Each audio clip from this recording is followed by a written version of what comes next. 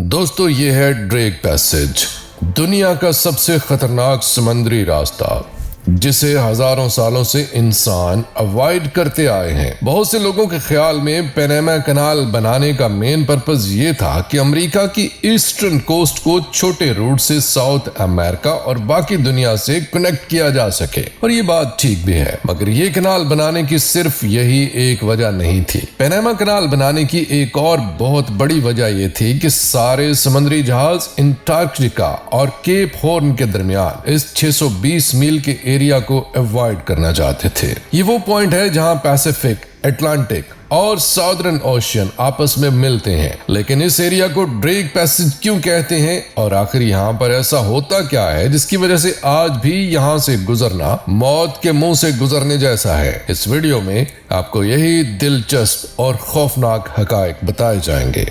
इसके लिए हमें जाना पड़ेगा 15वीं सदी में, जब फ्रांसिस ड्रेक नाम का एक समुद्री डाकू पूरे अटलांटिक ओशन में खौफ की अलामत बना हुआ था। यह वो टाइम था जब ब्रिटिश और स्पेनिश एम्पायर्स दुनिया का कंट्रोल लेने की कोशिश में थे। फ्रांसिस कोई आम पायरेट नहीं था, बल्कि इसे ब्रिटिश एम्पायर की डायरेक्ट सपोर्ट हासिल थी, और इसी सपोर्ट पर वो ब्रिटिश एम्पायर के लिए अफ्रीकन शहरों पर अटैक करता, उन्हें लूटता और उनको गुलाम बनाकर ब्रिटेन ले जाता। ब्रिटिश एम्पायर फ्रांसिस से बहुत खुश थी और इसके लिए उसने फैसला किया कि साउथ अमेरिका में स्पेनिश एम्पायर के कंट्रोल को तोड़ने के लिए फ्रांसिस को भेजा जाए। प्लान ये था कि फ्रांसिस साउथ अमेरिका की ईस्टर्न कोस्ट लाइन पर मौजूद शहरों और गांवों को फतह करता हुआ स्ट्रेट ऑफ मैगेलन में घुसेगा और फिर साउथ अमेरिका की वेस्टर्न कोस्ट लाइन पर मौजूद विलेजेस को अटैक करके ब्रिटिश कंट्रोल में शामिल करता जाएगा। इस दौरान वो जितने भी शहरों को लूटना चाहे लूट सकता है। ब्रिटिश एम्पायर का सिर्फ इंटरेस्ट ये था कि साउथ अमेरिका की सारी कोस्ट लाइन ब्रिटिश के कंट्रोल में आ जाए। ड्रेक दिसंबर 1577 में 200 लोगों के साथ 5 शिप्स पर इस सफर पर निकला।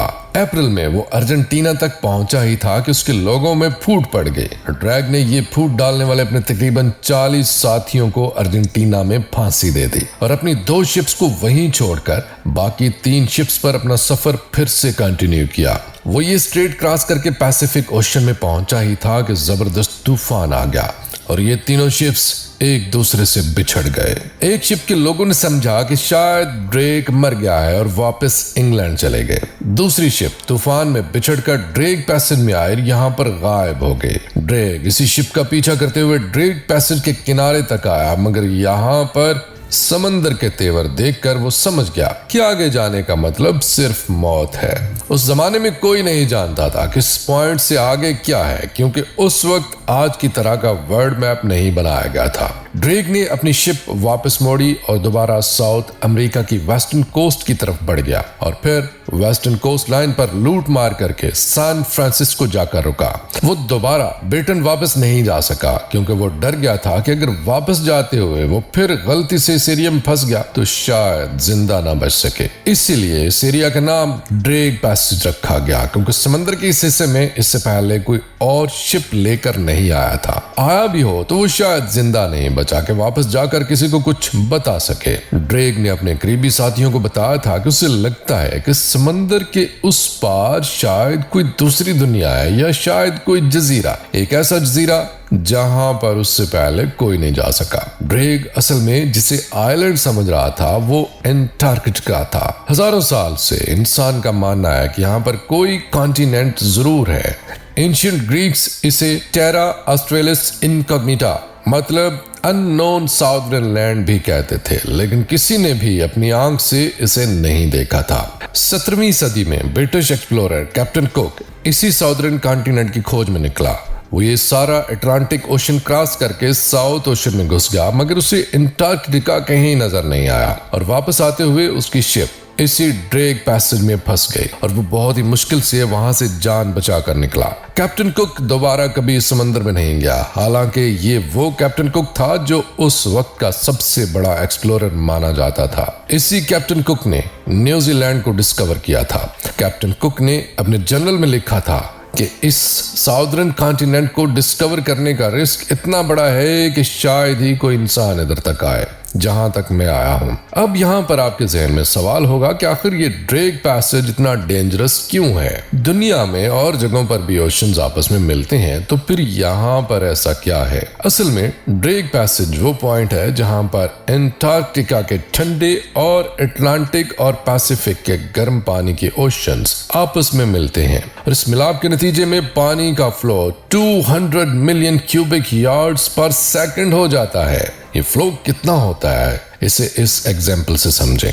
अमेज़न रिवर दुनिया का सबसे पावरफुल दरिया है और उसका फ्लो ड्रेक पैसेज के फ्लो से 100 गुना कम है। इस तेज फ्लो की वजह से यहाँ समंदर की लहरें 60 से 80 फीट तक चली जाती हैं, जो किसी भी समुद्री जहाज के लिए बहुत खतरनाक है। गर्म और ठंडे पानी के मिलाप से इस एरिया में बहुत से साइक्लोन्स भी आते हैं, और फिर एंटार्क्टिका से आने वाले पानी की वजह से यहाँ का टेम्परेचर -5 डिग्री तक गिर जाता है। और फिर ये पॉइंट दुनिया के रिमोट तरीन एरियाज में से है। नीचे एंटार्क्टिका है जहाँ कोई रहता नहीं है, और ऊपर खतरनाक समंदर है। तो अगर आपकी शिप को यहाँ कोई हादसा हो जाए तो इसका मतलब है कि you are on your own. इन्हीं खतरात को देखते हुए 17वीं सदी में कैप्टन कुक ने दुनिया को वार्न किया कि सॉदर्न कॉन्टिनेंट को डिस्कवर करने का ख्याल जहन से निकाल दो, मगर इंसान की फितरत है कि उसे जिस चीज से खबरदार किया जाए वो उसकी खोज जरूर लगाता है, और ऐसा ही हुआ। 20वीं सदी के आते ही हर तरफ एक्सप्लोरेशंस और डिस्कवरीज का जुनून हो गया। सब एक्सप्लोरर्स की नजरें अब साउथ पोल पर थीं। 1914 में मशहूर ब्रिटिश एक्सप्लोरर अर्नेस्ट शेकल्टन ने एंटार्क्टिका को एक्सप्लोर करने का इरादा किया। अटलांटिक ओशन को क्रॉस करते हुए वो जब इसी ड्रेक पैसेज के पास पहुंचा तो समंदर की लहरों ने इसकी शिप को उधर बर्फ के ग्लेशियर में धकेल दिया और इसकी शिप मुकम्मल तबाह हो गई। अर्नेस्ट ने अपने कुछ साथियों को उधर बर्फ पर उतारा और बाकी 5 साथियों को लेकर एक छोटी सी लाइफ बोट में करीब ही किसी आइलैंड की तलाश में निकला ताकि कहीं से हेल्प ले सके।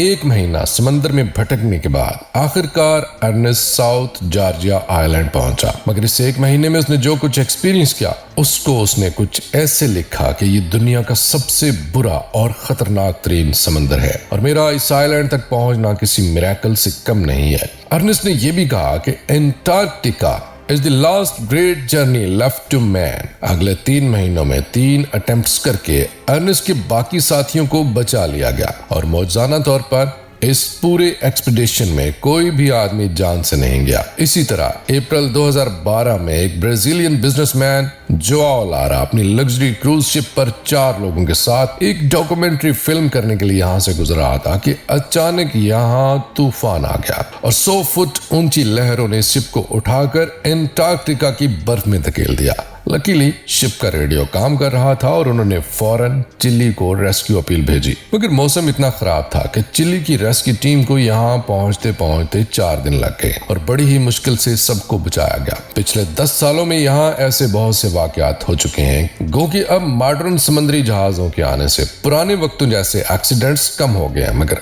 अभी भी सारे समुद्री जहाज यहाँ से गुजरने से कतराते हैं और वो ड्रेक पैसेज के बजाय स्ट्रेट ऑफ मैगेलन के तंग रास्ते से गुजरना ज्यादा प्रेफर करते हैं। हालांकि स्ट्रेट ऑफ मैगेलन में भी मौसम बहुत गैर यकीनी होता है। कभी फोग आ जाती है, कभी तेज हवाएं चलने लगती हैं और मौसम बहुत ठंडा हो जाता है, मगर स्टिल ड्रेक पैसेज के मुकाबले में ये रूट फिर भी सेफ है। पैनामा कैनाल के आने से पहले सारी कमर्शियल शिप इस रूट से वेस्टर्न, साउथ अमेरिका और नॉर्दर्न अमेरिका जाती थी। फिर पैनामा कैनाल के आने के बाद ये रूट तकरीबन वीरान हो गया, लेकिन एक बार फिर इस रूट पर समुद्री जहाजों की भीड़ लगने वाली है क्योंकि पैनामा कैनाल खतरे में है। कैनाल के फ्यूचर को किस चीज ने खतरे में डाला है, इस पर फिर कभी आपको बताऊंगा। ड्रेक पैसेज हमारी दुनिया के नो गो एरियाज में से एक है, लेकिन ये गैप हमारी दुनिया के लिए बहुत जरूरी भी है क्योंकि एंटार्क्टिका की बर्फ जब पिघलती है तो सारा पानी यहीं से दुनिया के बाकी समुद्रों में जाता है। ये ड्रेक पैसेज एक एग्जाम्पल भी है कि हमारी टेक्नोलॉजी जितनी भी जदीद हो जाए,